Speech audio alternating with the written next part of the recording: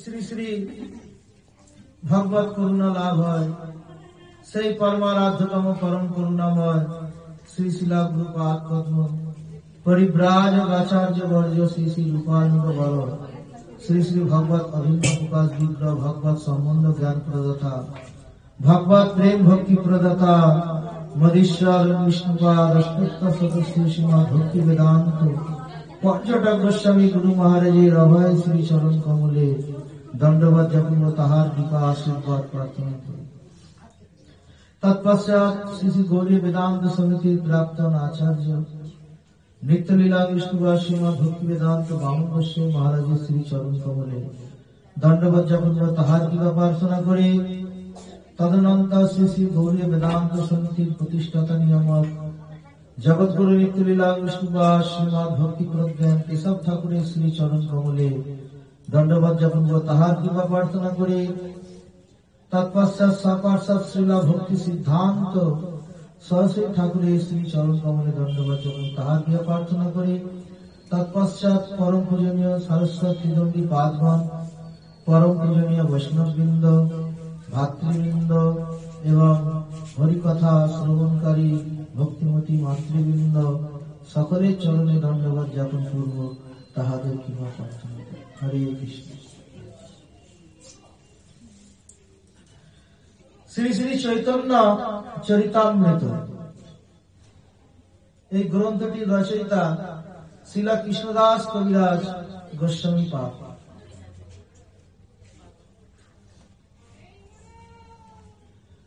মহাপ্রভুর লীলা সম্বন্ধে আমরা জানতে পারি দুইটি গ্রন্থ, একটি চৈতন্য ভাগবত আর একটি চৈতন্য চরিতামৃত। চৈতন্য ভাগবতটি রচয়িতা হচ্ছেন শ্রীলা বৃন্দাবন দাস ঠাকুর,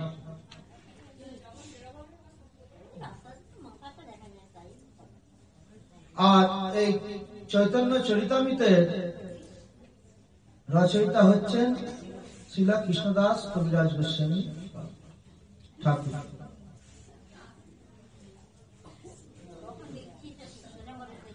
তা আজকে আমরা এই চৈতন্য চরিতামৃত থেকে কিছু কথা শ্রবণ কীর্তন করব।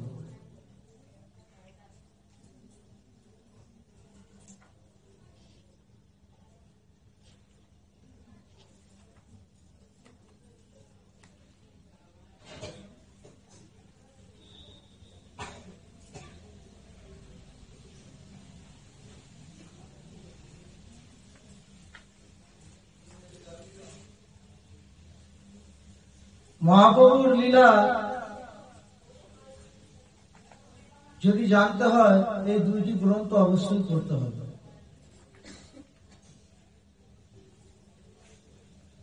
এই দুইটি গ্রন্থতে মহাপ্রভুর যে জীবন চরিত্র,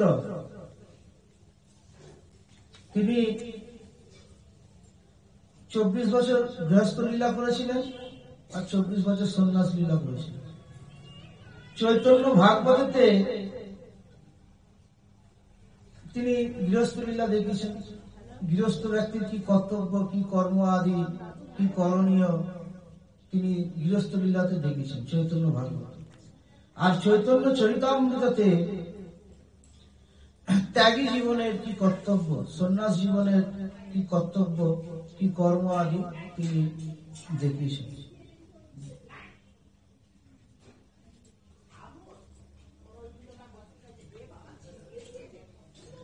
তাই আজকে আমরা এই মহাপ্রভুর লীলা বিষয়ে কিছু শ্রবণ করব।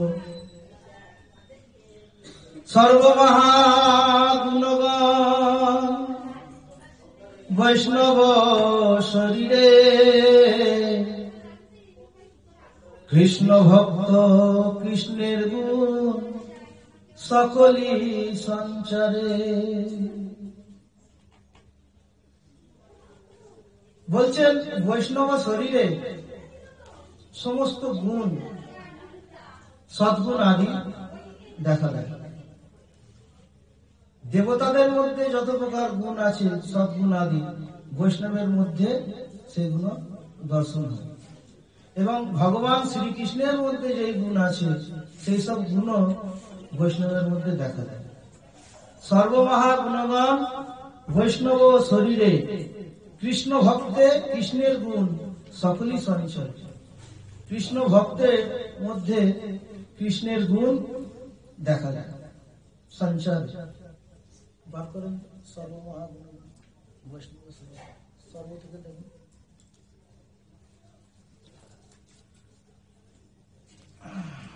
কৃষ্ণ ভক্তে কৃষ্ণের গুণ সকলই সঞ্চার। যস্রাস্তি ভক্তি ভগবত্র কিঞ্চনা, সর্বগুণৈস্তত্র সমাসতে সুরাঃ, হরাব ভক্তস্য কুত মহদ্গুণা, মনোরথেন সতি ধাবত বহি। ভাগবতের এই শ্লোকটিতে বলছেন, যার হৃদয়েতে ভগবানের প্রতি অকিঞ্চনা ভক্তি আছে। অকিঞ্চনা ভক্তি মানে যে ভক্তি ভগবানের প্রতি যাজন করছেন অথচ কোনো চাওয়া পাওয়া নেই, নিষ্কাম ভক্তি। একমাত্র ভগবানের প্রীতির উদ্দেশ্যেই যে ভক্তিটি করা হয় ওটা অকিঞ্চনা ভক্তি। বলছেন যাহার হৃদয়ে ভগবানের প্রতি এই অকিঞ্চনা ভক্তি আছে, সমস্ত সদ্গুণ আদি তার শরীরেতে সঞ্চালিত হয়। সমস্ত দেবতাদের মধ্যে যত সদ্গুণ আছে সেই সব গুণ দেখা দেয়। যস্রাস্তি ভক্তি ভগবত্র কিঞ্চনা, সর্বগুণৈস্তত্র সমাসতে সুরা, হরাব ভক্তস্য কুত মহাদ্গুণা। কিন্তু যিনি হরি থেকে বিমুখ হয়ে আছেন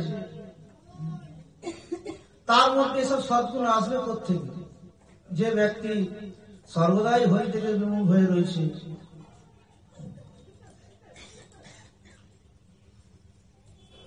হরি থেকে বিমুখ মানে ভগবানের সেবা পূজা, নাম সংকীর্তন,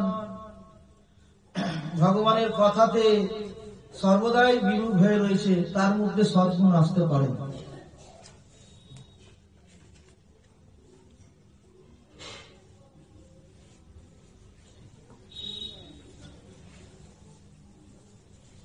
তার মধ্যে সদ্গুণ আসতে পারে না,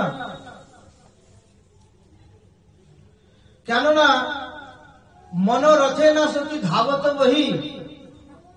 এই বহির্মুখ ব্যক্তিগণ সর্বদাই ওই মনের পিছনে ধাবিত হচ্ছে। মন যা চাইছে সেই প্রকার কর্ম করছে, মনের বশীভূত হয়ে পড়েছে।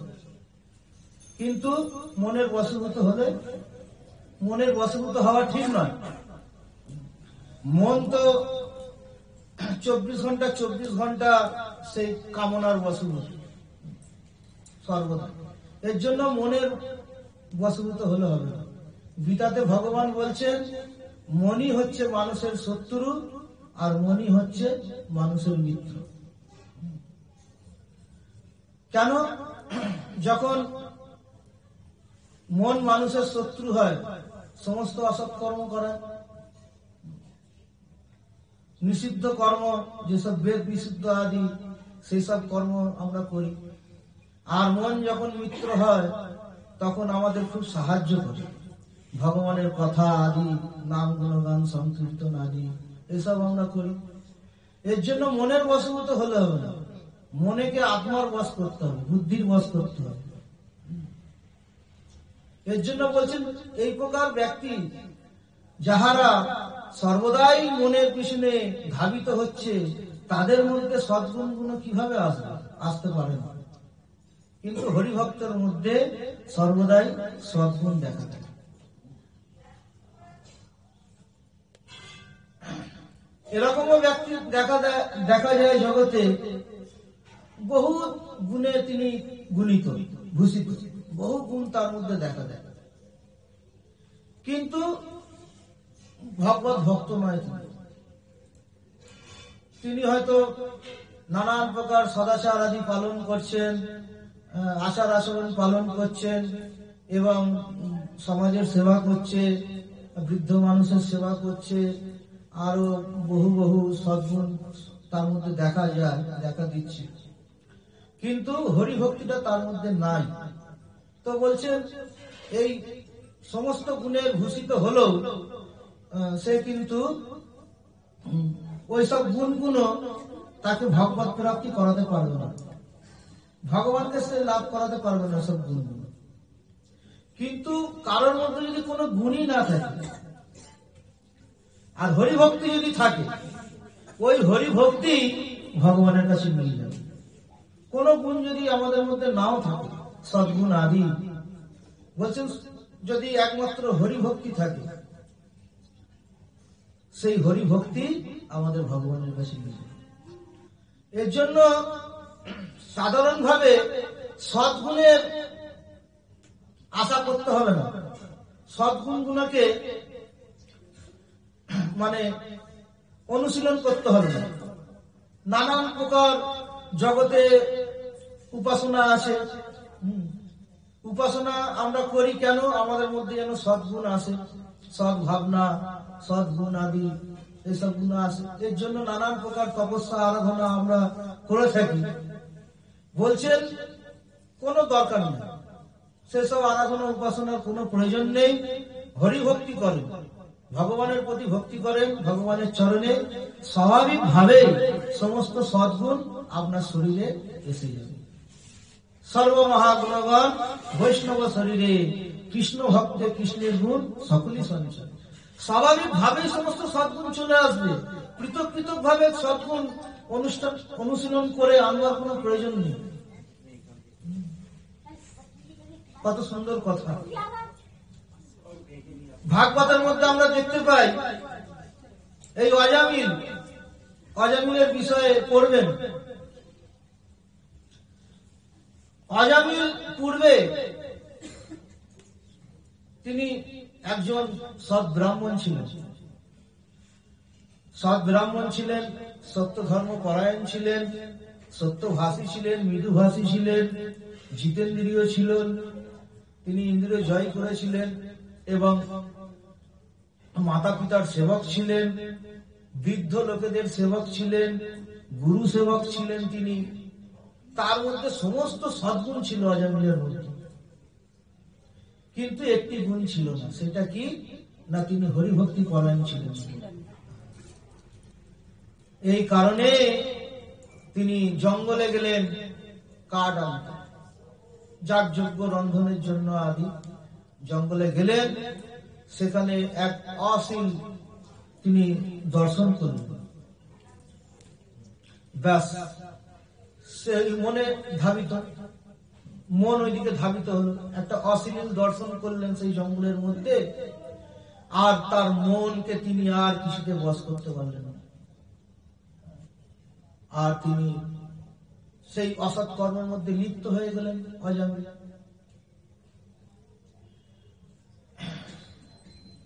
অজামিল এই প্রকার অসৎ কর্মতে লিপ্ত হলেন। তার বৃদ্ধ মাতা পিতাকে তিনি ত্যাগ করলেন। যেই মাতা পিতার একটাই মাত্র সন্তান, সেই মাতা পিতাকে ত্যাগ করলেন। মাতা পিতাকে কে দেখবে? ওইদিকে তার ধ্যান রইল। কিরকম পাপ কর্মেতে, এর জন্য মনের পিছনে ধাবিত হতে নেই। মনকে সর্বদাই আপনার বশীভূত করতে হবে। বৃদ্ধ মাতা পিতাকে ত্যাগ করতে নাই, যে ত্যাগ করে তাকে ঘোর নরকে যেতে হয়। আর পতিব্রতা স্ত্রী, যিনি প্রতি সেবা ছাড়া, যার আর কোনো ধর্ম নেই, এই প্রকার পতিব্রতী যার ব্রত, তার অন্য কোনো ব্রত নেই সংসারে, এই প্রকার পতিব্রতা স্ত্রীকে অজামিল ত্যাগ করবে।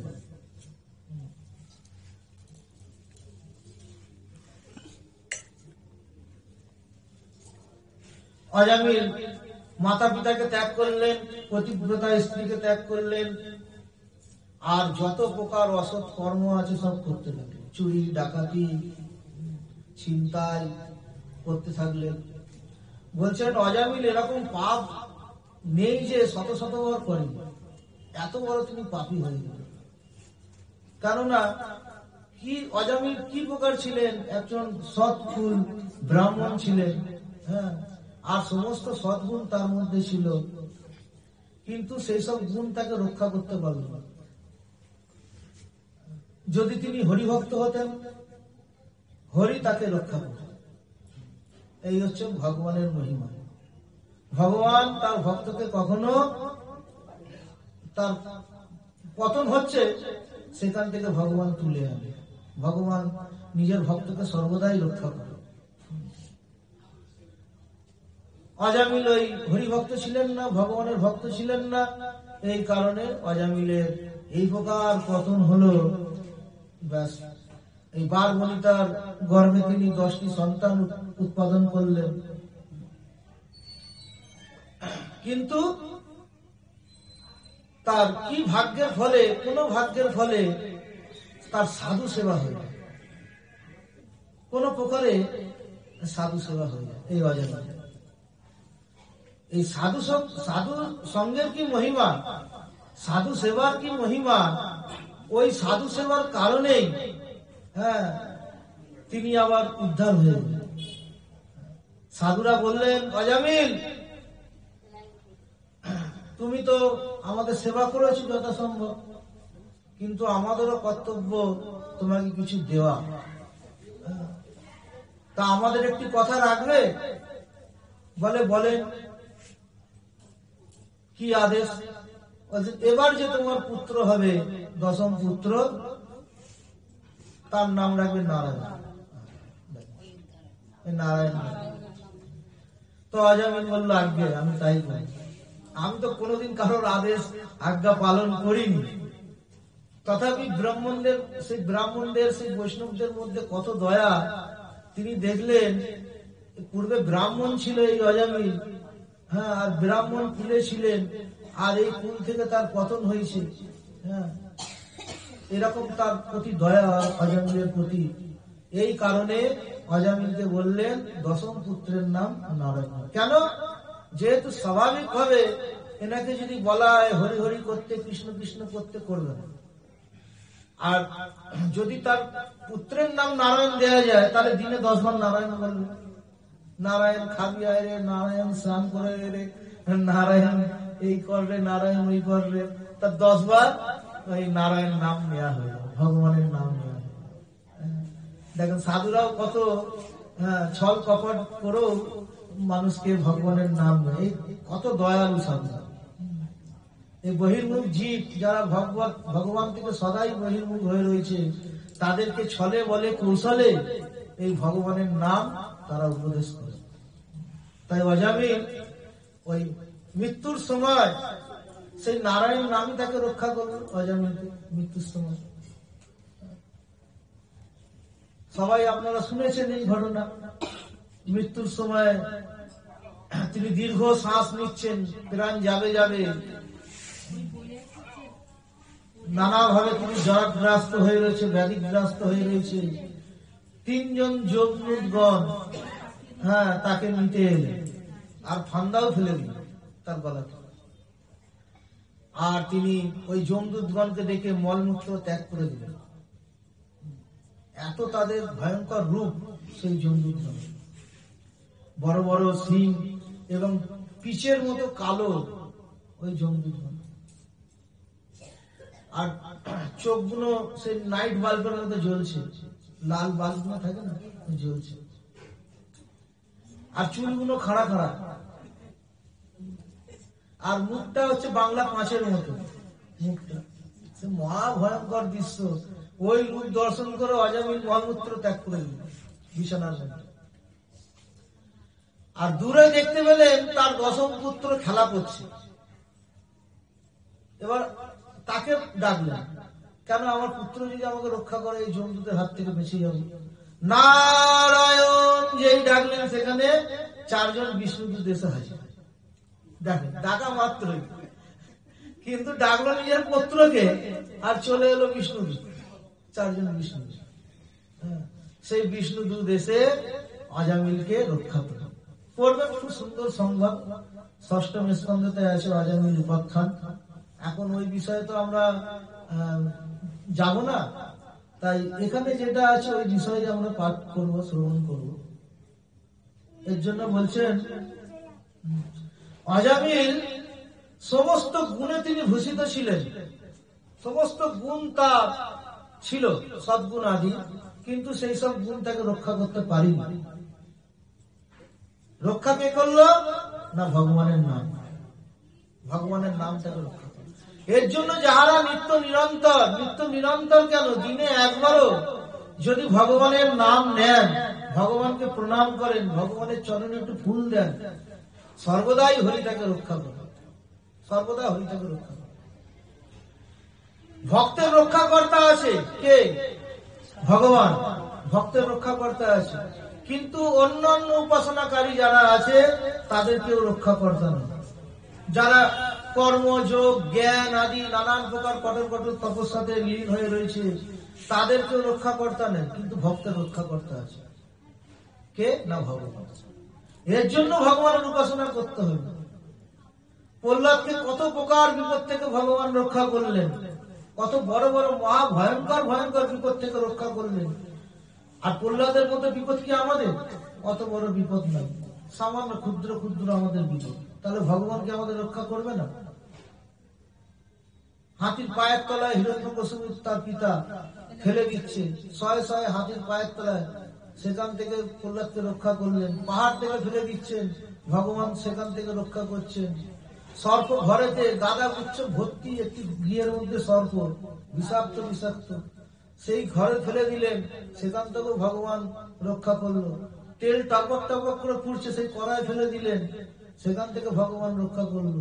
আগুনের মধ্যে তার বোন নিয়ে বসে বললেন হোলিকা, হোলিকা তো পুরে ছাই হয়ে গেল, কিন্তু প্রহ্লাদের কিছু হয়েছে। তাহলে কে রক্ষা করছে? ভগবান রক্ষা, হরি রক্ষা করছে। এর জন্য সর্বদাই হরি স্মরণে থাকতে হবে। ভগবানের স্মরণে থাকলে কোন বিপদ আমাদেরকে স্পর্শ করতে পারবে না। দ্রৌপদী, এই পঞ্চপাণ্ডব যখনই ভগবানকে ডাকছেন বিপদে পড়ে, ভগবান যেখানেই থাকুক এসে হাজির হয়ে যাচ্ছে। পাশাখালায় সেখানে তো রতি মহারথী কত ছিল, দ্রৌপদীকে কেউ রক্ষা করতে পারলো কি? পারলেন। তার পঞ্চপাণ্ডব প্রতি যে এক একজন এরকম বীর পুরো পৃথিবীকে শাসন করতে পারত। অর্জুন, ভীম। অর্জুন যখন ধনুষ হাতে নিত, সব শত্রুরা থরথর করে কাঁপতেন। ভীম গদা কাঁধে নিলে সব শত্রুরা ভয়ে কাঁপতেন। ওই সভাতে, পাশাখালার সভাতে, সেখানে দ্রৌপদীকে কেউ রক্ষা করতে পারলেন না। যখনই তিনি কৃষ্ণকে স্মরণ করলেন, কৃষ্ণকে ডাকলেন, কৃষ্ণ এসে তার সম্মান রক্ষা করলেন দ্রৌপদী। তাহলে বলেন, একমাত্র রক্ষাকর্তা ভগবান আমাদের, আর কেউ রক্ষাকর্তা নাই। এটা হচ্ছে প্রমাণ মহাভারতের মধ্যে। দ্রৌপদী, সেখানে তো কত বীর মহাবীর, রথী মহারথী, কারোর মুখে কোনো কথা নেই। দ্রৌপদীর যখন বস্ত্র হরণ করছে দুঃশাসন, সব চুপ হয়ে রয়েছে, কেউ এগিয়ে আসেনি, সব মাথা হেঁট করে বসে রয়েছে, অসমর্থ সব। এই জগতে আমরা যাকে মনে করি রক্ষাকর্তা, আসল রক্ষাকর্তা তারা নয়, আসল রক্ষাকর্তা ভগবান। ভগবান আমাদের সর্বদাই রক্ষা করছে, ভগবান সৃষ্টি করেছে, ভগবান লালন পালন করছে, এবং ভগবানই আমাদের প্রয়োজনীয় বস্তু দিচ্ছে, আর ভগবানই আমাদের রক্ষা করছে। কিন্তু আমাদের সেই প্রকার দর্শন শক্তি নাই, ভগবানই সবকিছু করছে। এই জগতে কেউ কারোর রক্ষাকর্তা না, একমাত্র ভগবানই সবার রক্ষা করে, বিশেষ করে ভক্তদের রক্ষা করে। তাই বলছেন, এর জন্য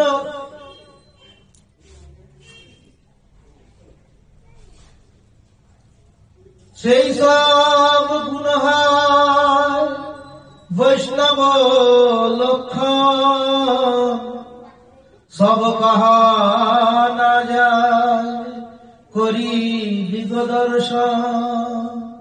বৈষ্ণবের মধ্যে যেসব গুণ আছে, যেসব লক্ষণ গুলো দেখা দেয়, বলছেন সব তো বর্ণন করতে পারবো না, কিছু কিছু দিক দর্শন করছি বৈষ্ণবের মধ্যে কি প্রকার গুণগুণ আছে। কৃপালু অকৃতগ্রহ সত্যসার সম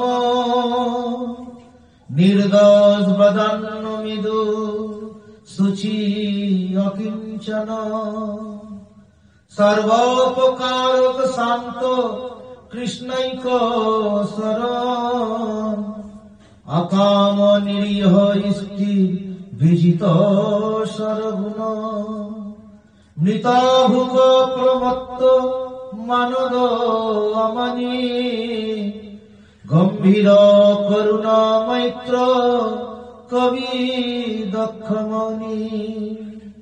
এই 24টা গুণ, বহু গুণ আছে। বললেন আমি কিছু কিছু গুণ দিগদর্শন করছি, সব গুণ বলা তো যায় না।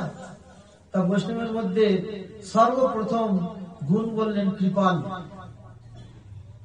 সাধুগণ গুরু বৈষ্ণবগণ অতীব কৃপালু। কি প্রকার কৃপালু? তাদের মধ্যে সর্বদাই এই গুণটি দেখা যায়, কৃপালু। কি প্রকার কৃপা করেন তারা জগৎকে? এই জগতের মানুষও কৃপা করে, কিন্তু তাদের কৃপাটি বলছে গুণময়ী কৃপা। এই জগতে একজন একজনকে কৃপা করছে, সাংসারিক জগতে বলছেন সেটা গুণময়ী কৃপা। আর ভক্তরা যে কৃপা করেন জীবের প্রতি, সেটা হচ্ছে নির্গুণময়ী কৃপা। নির্গুণময়ী কৃপা, দুই প্রকার কৃপা শাস্ত্রতে বর্ণন আছে। তা গুণময়ী কৃপাটা কি প্রকার? না, আমি একজন ব্যক্তির সাহায্য করলাম, তিনি আমার প্রতি ক্লিষ্ট হয়ে গেলেন, তিনি আমাকে খুব ভালোবাসছেন। একজন মানুষের যখন আমি উপকার করলাম, খুব ভালোবাসছে, আমাকে খুব আদর যত্ন করছে।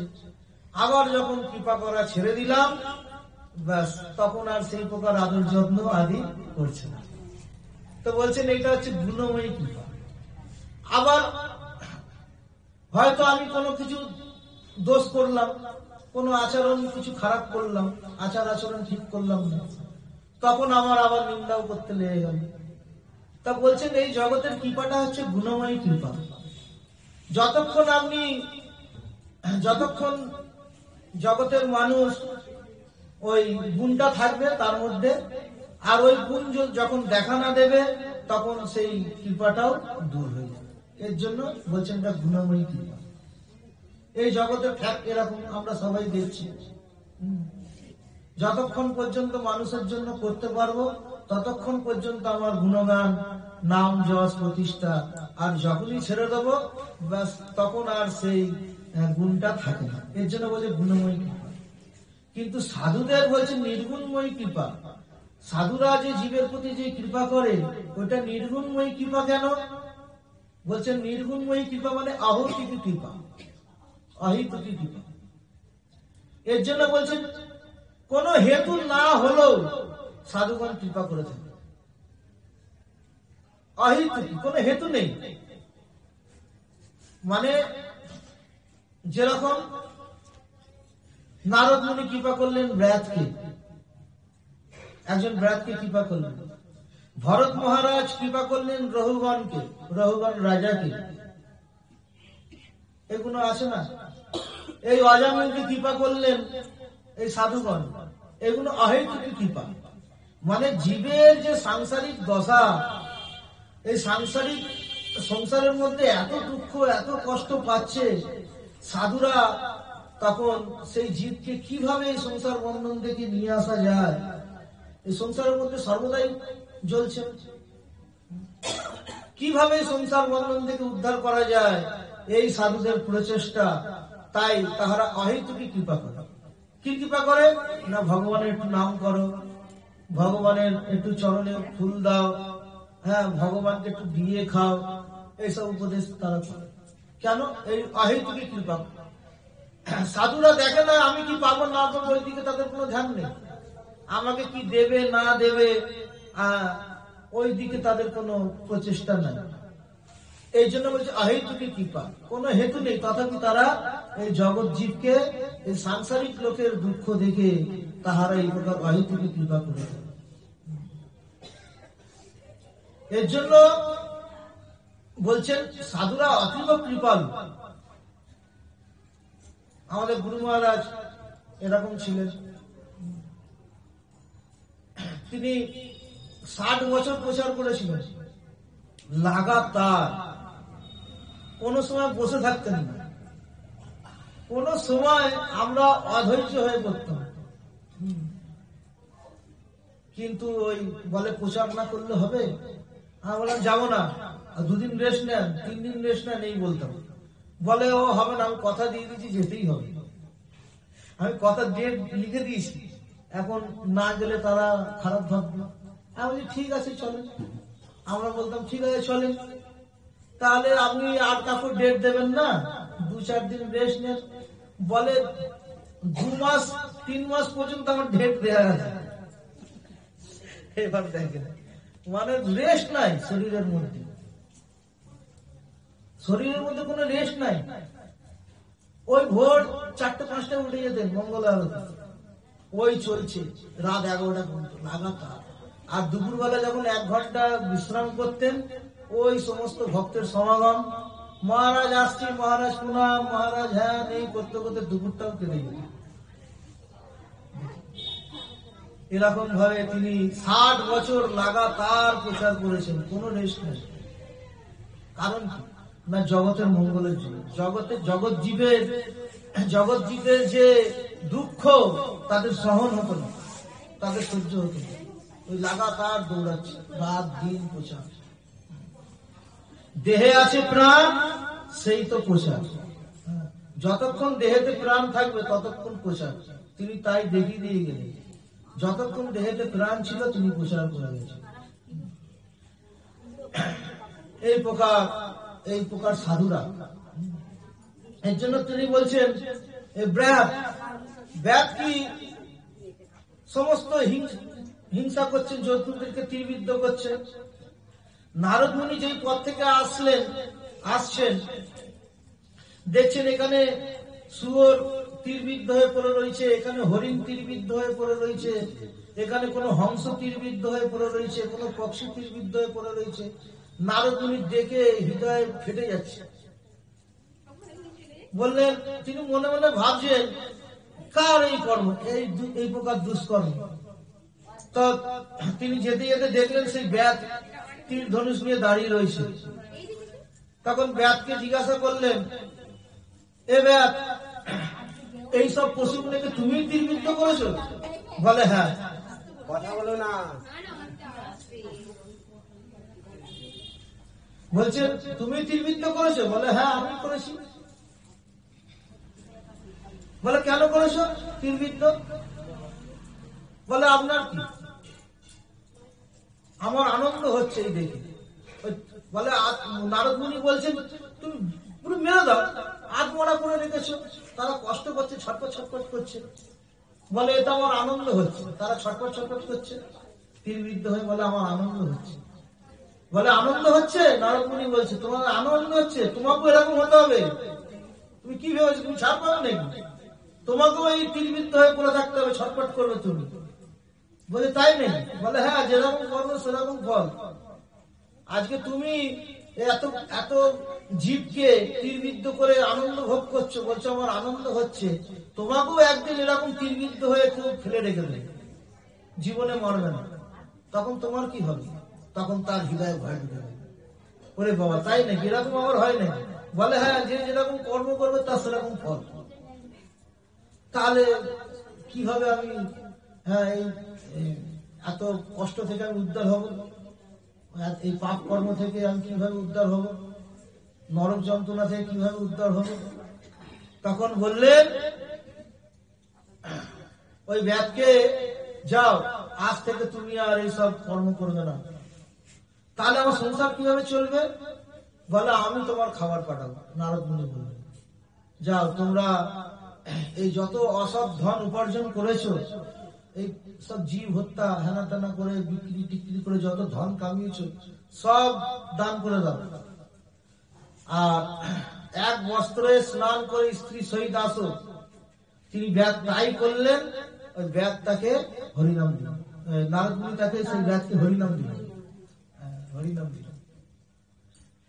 আর বললে কখনো পাপ করবে না, তোমার খাওয়ার চিন্তা নেই, করার চিন্তা নেই, তোমার কোনো চিন্তা নেই, আমি সব পাঠাবো। নারদ মুনি এই প্রকার তাকে হরিনাম দীক্ষা দিয়ে চলে গেলেন। আর সত্যি তাহারা ওই ভক্ত জীবন যাপন আরম্ভ করলেন স্ত্রী। আর কোথা থেকে সব আসতে রয়েছে, কেউ চাল দিয়ে যাচ্ছে, কেউ গম দিয়ে যাচ্ছে, কেউ সবজি দিয়ে যাচ্ছে। সবার কৌতূহল, দেখে আসি সেই ব্যাট নাকি সাধু হয়ে গেছে।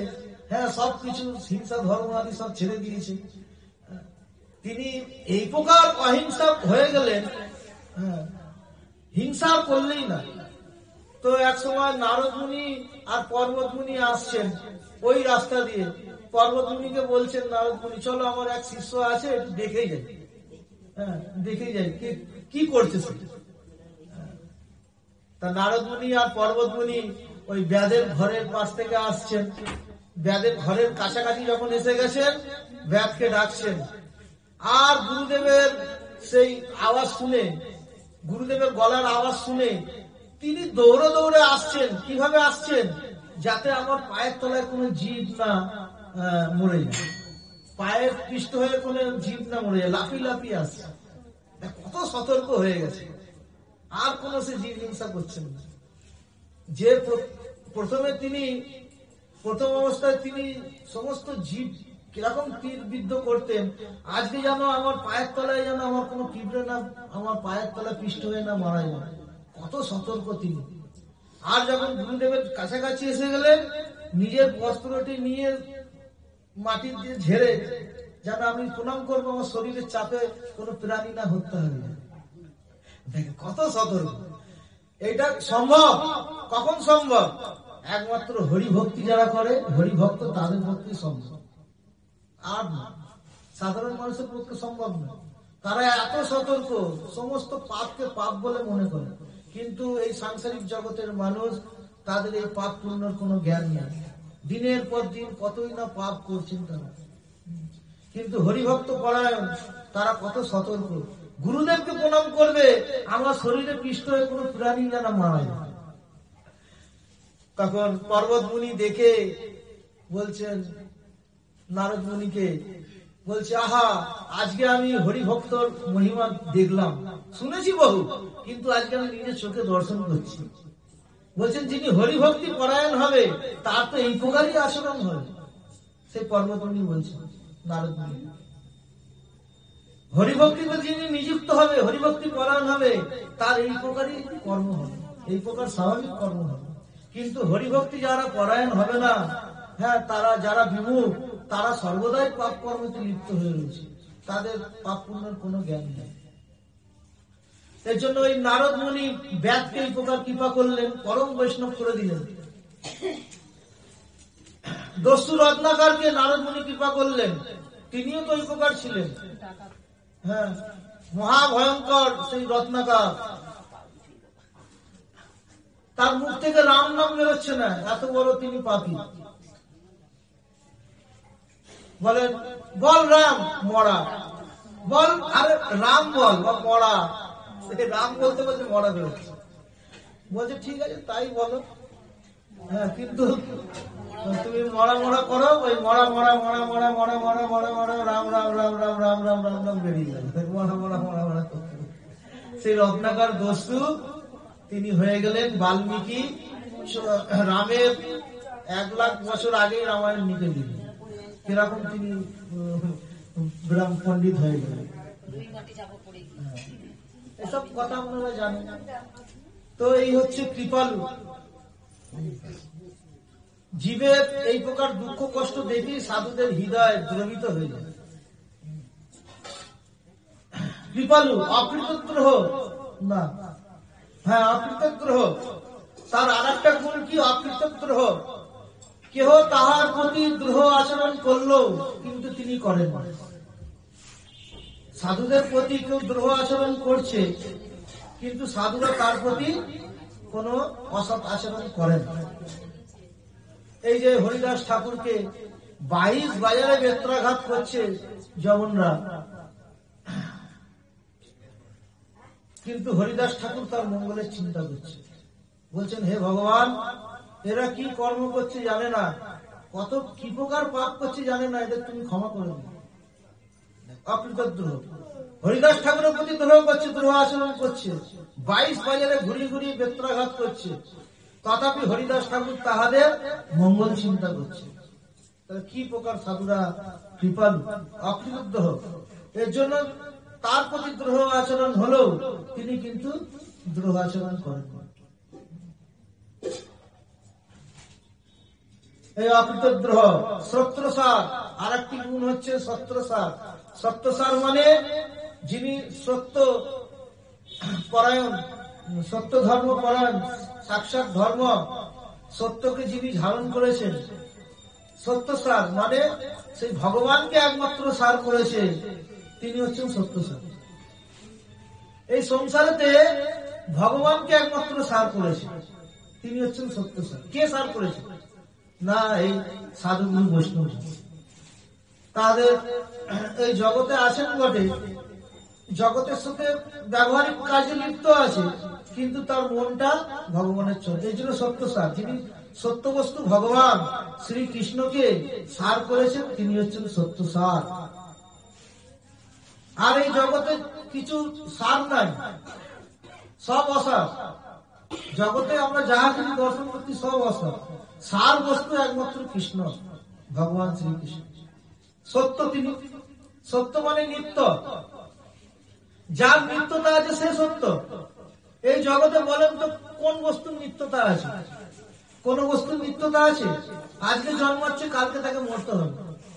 বৃক্ষলতা, পাহাড় পর্বত আদি যাই বলেন না কেন, এই জগতে আমরা যা দর্শন করছি কারণ নিত্যতা নাই, কিন্তু ভগবানের নিত্যতা আছে।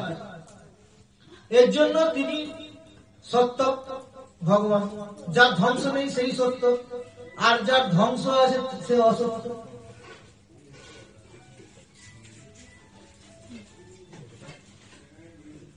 যে বস্তুর ধ্বংস আছে সেটা কিন্তু সত্য নয়, সেটা অসত্য।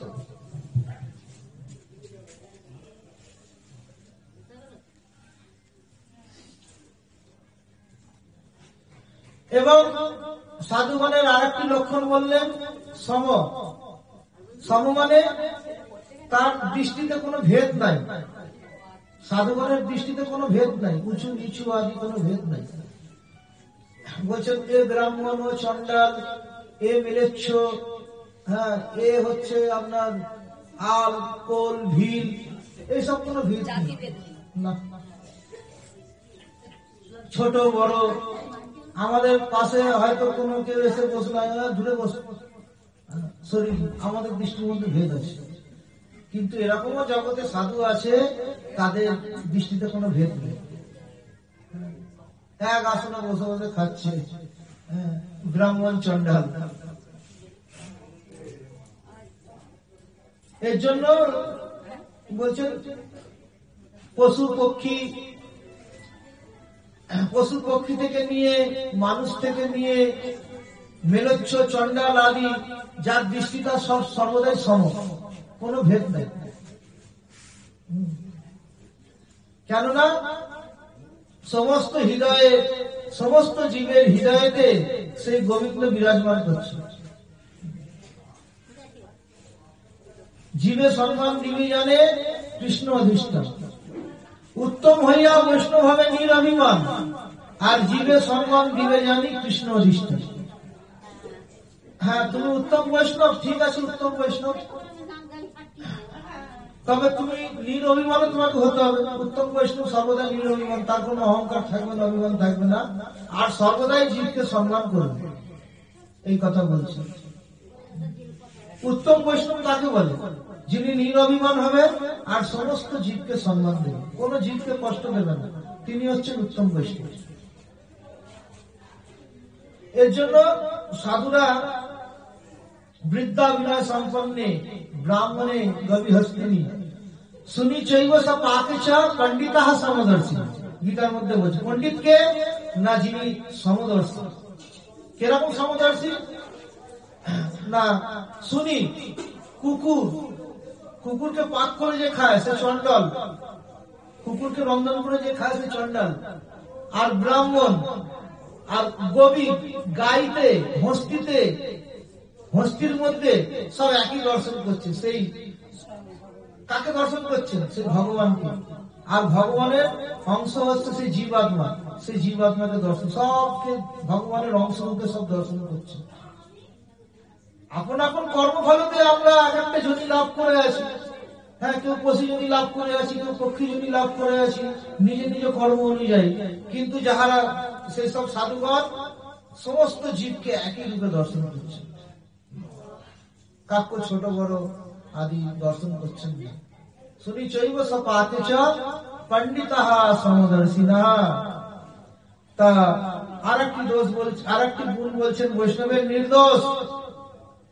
বৈষ্ণবরা সাধুগণ এরা হচ্ছেন সর্বদাই নির্দোষ। বলছেন এদের কোনো দোষ থাকে না, তথাপি এদের কষ্ট পেতে হয়। যাহারা ভগবানের সেবা নিয়ে আছেন, অনেকে দেখি একটা কেস করে দিল, কারোর অসুবিধা হচ্ছে, মঠের বিষয়ে একটা কেস করে দিল। এবার তাকে এবার বারবার ধরে কোর্টে যেতে হচ্ছে সাধুকে। কিন্তু সাধুর সাথে এরকম করা উচিত নয়। মঠ মন্দিরে কীর্তন হচ্ছে, পাশের বাড়ির লোকেদের অসুবিধা হচ্ছে, একটা কেস ঢুকে দিল। আরে বাবা, সাধুরা তো এইসবই তো করবে, সাধুরা আর কি করবে? ভগবানের নাম গুণগান সংকীর্তন পূজা পাজা এইসব নিয়েই তারা আছে, এইসবই তো করবে না। তার সহ্য হচ্ছে না, বাস তাকে দোষী দেখাতে গেলেন পুলিশের থানায় গেলেন, কোর্টে গেলেন। এর জন্য সাধুরা কখনো দোষী নয়, নির্দোষ। বদান্য বলছেন, মহাবদান্য সাধুরা। কি প্রকার বদান্য? এই মহাপ্রভুকে বলা হয় মহাবদান্য। কি প্রকার বদান্য? সবাইকে কৃষ্ণ নাম প্রদান করছে, বলে এর থেকে মহাবদান্য আর কেউ নাই জগতে। হ্যাঁ, কিরকম নেই জগতে? কারোর বস্ত্রের প্রয়োজন বস্ত্র দিচ্ছে, কারোর অন্ন প্রয়োজন অন্ন দিচ্ছে, অন্ন দান করছে, কারোর বাড়ি নেই বাড়ি করে দিচ্ছে। কিন্তু এদের দানি বলা হচ্ছে, কিন্তু মহাদানী কারা? যারা কৃষ্ণকে দিচ্ছে, কৃষ্ণকে অর্পণ করে দিচ্ছে, কৃষ্ণ নাম দিচ্ছে। কৃষ্ণ নাম দেয়া মানে কৃষ্ণকেই দিয়ে দিচ্ছে। এর জন্য সাধুদেরকে বলা হচ্ছে মহাবদান্য। আর যাহারা এই প্রয়োজনীয় সাংসারিক প্রয়োজনীয় বস্তু যেগুলো দিচ্ছে, তাদেরকে মহাবদান্য বলা হবে না, তারা হচ্ছে দানী। মহাদানী বলা হবে, কিন্তু মহাবদান্য বলা হবে। মৃদু সাধুর আর একটি লক্ষণ হচ্ছে মৃদু। তিনি সর্বদাই মৃদু ভাষী, কখনো কটু নয়। সুচি, যেহেতু সুচি, কেন? সর্বদাই ভগবানের নাম গুণগান নিচ্ছে না। বলছেন এই যে ভগবানের নাম নিচ্ছে, সমস্ত তীর্থেতে ফনে ফনে সে সমস্ত তীর্থেতে স্নান করছে। ভগবানের নামের এই প্রকার মহিমা। এর জন্য সাধুরা সর্বদাই সুচি, তাদের মধ্যে কোনো অশৌচ নেই।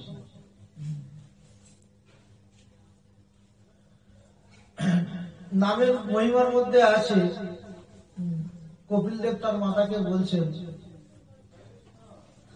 বলছেন এই সাধুরা সর্বদাই হরে কৃষ্ণ কৃষ্ণ কৃষ্ণ হরে হরে, হরে রাম রাম রাম হরে হরে ভগবানের নাম করছেন।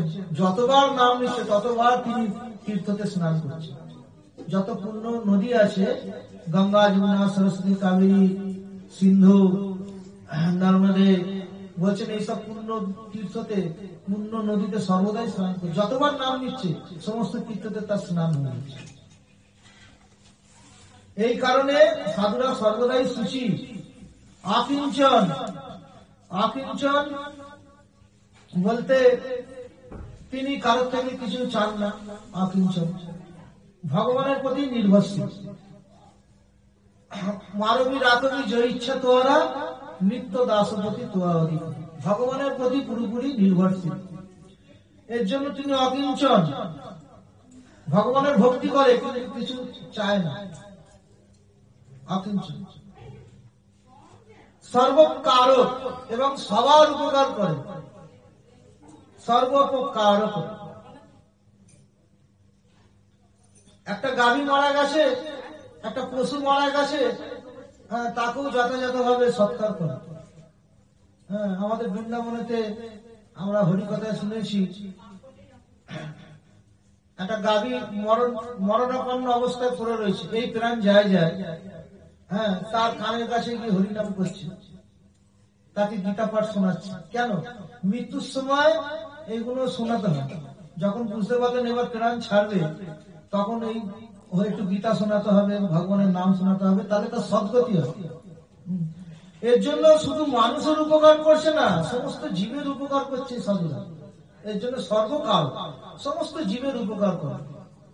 পশু পক্ষী কীটাদি বলিতে না পারে, শুনিলেই হরিনাম তারা সর্বতরে। এই সাধুরা যে উচ্চ সংকীর্তন করছেন, পশু পক্ষী তো কীটাদি বলতে পারে না, বলছেন তাদের কানে ভগবানের নাম প্রবেশ করলেই তারা উদ্ধার হয়ে যাবে। জপিলে সে কৃষ্ণ নাম আপনি সে তরে, উচ্চ সংকীর্তনে পর উপকার করে। যিনি জপ করছে সে নিজে উদ্ধার হবে, জগতের কি কল্যাণ হবে। এর জন্য উচ্চ সংকীর্তনের ব্যবস্থা করা হয়েছে। মহাপ্রভু উচ্চ সংকীর্তনের ব্যবস্থা করবেন, নগর সংকীর্তন আদি। হ্যাঁ,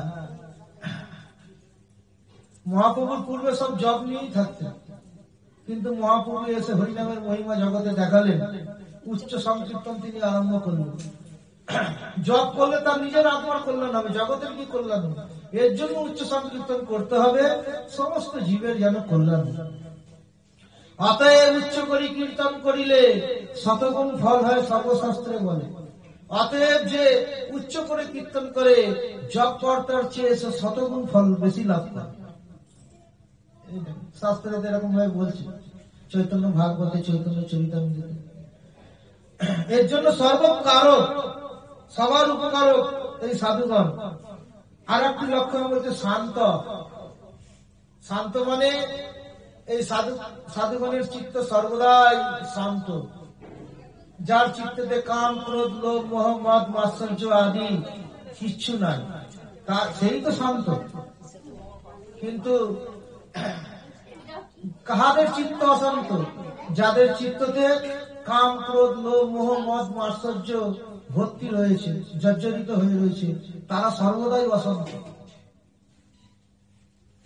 কৃষ্ণ ভক্ত নিষ্কাম, অতএব শান্ত। চৈতন্য চরিতামৃতের মধ্যে বলছে, যিনি নিষ্কাম হবে তিনি শান্ত হবে। ভক্তি মুক্তি সিদ্ধিকামী সকলেই অশান্ত। এই জগতে ভক্তিকামী যারা স্বর্গ প্রার্থনা করে, ভগবানের ভজন করছে, আবার স্বর্গ চাহিদা করছে। মুক্তি, কেউ ভগবানের উপাসনা করছে, আমার মুক্তি চাই। ভক্তি মুক্তি সিদ্ধি, কেউ আবার কারণ আবার সিদ্ধি চাই। বলছেন এই ভক্তি মুক্তি সিদ্ধি কামী সকলেই অশান্ত। কৃষ্ণ ভক্ত নিষ্কাম, অতএব শান্ত। কৃষ্ণ ভক্তের মধ্যে কোনো কামনা বাসনা নেই, অতএব সে শান্ত। এর জন্য চিত্তটাকে সর্বদা এসব বিষয় বাসনা আদি থেকে দূরে রাখতে হবে, মনটাকে, চিত্তটাকে। দেখবেন আজকে এখন ছেড়ে দেন, দেখবেন আমরা মন কত শান্ত। আর যখনই মনে করবেন না ওখানে গেলে আমার এত টাকা লাভ হবে, ওখানে গেলে এই হবে, ওখানে গেলে এত টাকা কামাতে পারবো, এই রাত দিন দৌড়াদৌড়ি, ওই চিত্ত অশান্ত, তার চিত্ত শান্তি নেই। কৃষ্ণৈক স্মরণ আর একটি লক্ষণ বলছেন সাধুদের, কৃষ্ণৈক স্মরণ। যেসব সাধুগণ কৃষ্ণকেই একমাত্র স্মরণ করেছে, এই একটা সাধুদের লক্ষণ, কৃষ্ণৈক স্মরণ। অন্য কোন দেবদেবীর আশ্রয় তারা থাকে না, এক কৃষ্ণ স্মরণ, কৃষ্ণৈক স্মরণ, এই একটি সাধুদের লক্ষণ। নানান প্রকার দেব দেবী উপাসনা যারা নিয়ে রয়েছে, আবার কৃষ্ণেরও উপাসনা করছে, তারা কৃষ্ণকে স্মরণ নয়, কৃষ্ণকে স্মরণ করেনি, তাদের ওই মিলাবট ভক্তি। কখনো অন্য অন্য দেবদেবী ভজন করছে, আবার কৃষ্ণেরও ভজন করছে। তারা বলছেন একান্ত ভক্ত নয়, ভগবানের একনিষ্ঠ ভক্ত নয়, তারা হচ্ছে ওই ওই প্রকার আর কি। কৃষ্ণ সবকিছু দিতে পারে এই বিশ্বাসটা নাই, তিনি সবকিছু দিতে পারেন। তথাপি একটা পুত্র লাগবে, কার্তিকের পূজা করছে। সিদ্ধি প্রয়োজন, গণেশের পূজা করছে। ধনের প্রয়োজন, লক্ষ্মীর পূজা করছে। নানান দেব দেবী আছে, যার যেটা প্রয়োজন পড়ছে নানান প্রকার দেব দেবীর উপাসনা করছে। কেউ বিপদ থেকে রক্ষা করতে চায়, বিপদ তারিণী ব্রত করছে। কিন্তু কৃষ্ণই সমস্ত আমাদের সবকিছু মীমাংসা করে দিতে পারে, সেই বিশ্বাসটা নাই। এর জন্য কৃষ্ণই তো স্মরণ। কারা সেই ভগবান শ্রীকৃষ্ণের স্মরণ নিয়ে রয়েছে? যারা অন্য কোন দেব দেবীর উপাসনা করেন না, উপাসনাতে যাদের রুচি নাই, তারাই হচ্ছে কৃষ্ণই তো স্মরণ। মা রবি রাকবি জ ইচ্ছা তোয়ারা নিত্য দাসপতি তোয়ার অধিকার। ভক্তিবিনোদ ঠাকুর বলছেন, আমি আপনার স্মরণ গ্রহণ করেছি, আপনি মারলে মারেন আর রাখেন। হ্যাঁ, আমি আপনার দাস, আপনি যা খুশি করেন, যা খুশি আপনি করতে পারেন, আমি আপনার দাস। এই প্রকার স্মরণ নিতে হবে ভগবানের চরণে। একটা বিপদ আসলো, ভগবানের ভজন সব ছেড়ে দিল, কোথায় বিপদ থেকে রক্ষা পেলাম না, এইসব বুদ্ধি। আরে বাবা, যে যেরকম কর্ম করবে তাকে ভুগতে হবে।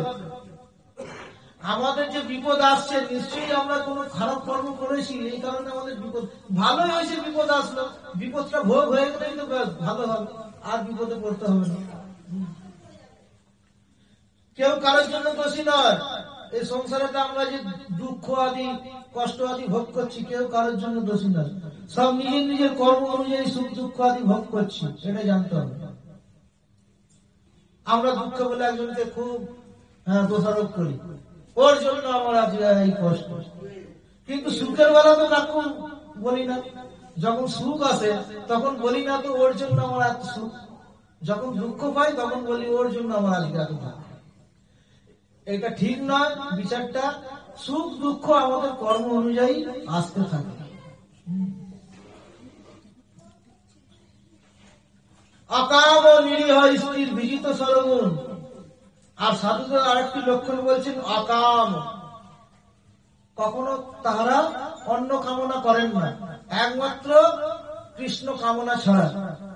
কৃষ্ণের সেবা পূজা আদি, কৃষ্ণের সেবা পূজাতে কি প্রয়োজন, তার শৃঙ্গার, তার বস্ত্র লাগবে কিনা, তার কি প্রসাদ হবে, এই বিষয়ে তারা সর্বদাই কামনা। অন্য কোনো কামনা যাদের মধ্যে নাই, একমাত্র কৃষ্ণ কামনা সেবা। আর নিরীহ, তাদের আর একটি লক্ষণ হচ্ছে তারা নিরীহ। নিরীহ মানে অতীব নম্র, বিনম্র আর স্থির। সর্বদাই তারা স্থির হয়ে একটি সিদ্ধান্তে, তাদের ওই নানান প্রকার সিদ্ধান্ত নয়, একটি সিদ্ধান্তে স্থির হয়ে রয়েছে। গীতার 2য় অধ্যায় পড়বেন, সেখানে স্থিতপ্রজ্ঞ যারা তাদের বিষয়ে 2য় অধ্যায়ে আছেন। তাদেরকে স্থিতপ্রজ্ঞ বলা হয়। যারা ওই হাজার, যেরকম পর্বত, হাজার সমুদ্রের ঢেউ তাকে টলাতে পারে না, হাজার ঝড় বজ্রপাত আদি পাহাড়কে কিন্তু টলাতে, পাহাড় নিজের স্থানে নিজে স্থির হয়ে রয়েছে। এরকম সাধুরাও, সাধুদের একটি লক্ষণ, নানান দুঃখ যন্ত্রণার মধ্যেও তাদের কিন্তু চিত্ত বিচলিত হয় না, এই জন্য তারা স্থির। এই সংসারেতে সুখ দুঃখ জরা ব্যাধি শোক মোহ আসবে। যেরকম শীতের পর গ্রীষ্ম, গ্রীষ্মের পর বর্ষা, এই প্রকার মানব জীবনে তো সুখ দুঃখ জরা ব্যাধি কষ্ট আদি এগুলো আসতে থাকবে। এর জন্য বিচলিত হলে হবে না, স্থির থাকতে হবে। মনে করতে হবে এসেছে, এটা কষ্টটা এসেছে, কিন্তু আবার চলে যাবে, আবার সুখের দিন আসবে। এরকম ভাবে মনে করে সংসারে জীবন যাপন করতে হবে, স্থির হয়ে থাকতে হবে, বিচলিত হলে হবে না। আর বিজিত সরগুণ, আর যিনি সরগুণকে জয় করেছেন, সময় হয়ে গেছে। মৃতহুক, অল্প আহারী, মৃতহুক। অপ্রমত্ত, অপ্রমত্ত মানে যাহার কোন উন্মাদ নেই, অপ্রমত্ত কোন উন্মাদ নেই। আমাদের জীবনে সর্বদাই উন্মাদে ভর্তি, এই করতে হবে, সেই করতে হবে, ওই করতে হবে, ওই করতে হবে, ওই উন্মাদে। অপ্রমত্ত বলছে। এই প্রকার উন্মত্ত হলে হবে না, সমস্ত কিছুই প্রয়োজন, একটু ধীর হতে হবে, উন্মত্ত হলে হবে, অপ্রমত্ত। এবং মানদ, মানদ মানে সবাইকে তিনি সম্মান করেন, সবাইকে সম্মান করেন। আর অমানি, নিজে কখনো সম্মান চায় না। মহাপ্রভু বললেন না, হরিনাম সংকীর্তনের অধিকারীকে তৃণাদপি শনিচেন তরণীব সহিষ্ণু না আমালিনা মানদেন কীর্তনিয়া সদা হল। হরিনাম সংকীর্তনের অধিকারীকে না তৃণাদপি শনিচেন, তৃণের মতো নিজ হতে হবে, আর বৃক্ষের মতো সহিষ্ণু হতে হবে, আর নিজে সম্মান চাইবে না, অপরকে সম্মান দেবে। যে যার মধ্যে এই চারটি গুণ আছে তার দ্বারাই হরিনাম সংকীর্তন হবে। সবার দ্বারা এই কারণে হরিনাম হয় না, এই গুণগুলো ধারণ করতে হবে। মহাপ্রভু বললেন তিনি হচ্ছেন হরিনাম সংকীর্তনের অধিকারী, কখনো সম্মান চাইবে না, সবাইকে সম্মান দেবে। তাই বললেন মানদ অমানি আর গম্ভীর করুণ। ভগবত ভক্ত সাধুগণ সর্বদা গম্ভীর। গম্ভীর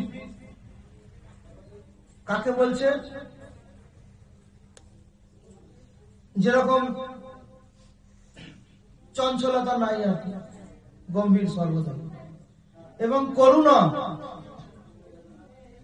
সমস্ত জীবের প্রতি তাদের প্রচুর ভাবে করুণার ভাব, সমস্ত জীবের প্রতি করুণ। আর মৈত্র, সমস্ত জীবের তিনি মিত্র, শত্রু না। কবি, আর ভগবত ভক্ত বলছেন তাহার আবার কবি। এই যে কীর্তন কীর্তন করছেন, আবার কীর্তন লেখক, এর জন্য তাদেরকে বলছেন কবি। আর দক্ষ, দক্ষ মানে সমস্ত কাজে তিনি দক্ষ, কোন কাজ থেকে সে পিছু হাঁটে না, যে কোনো কর্ম তারা সম্পন্ন করে।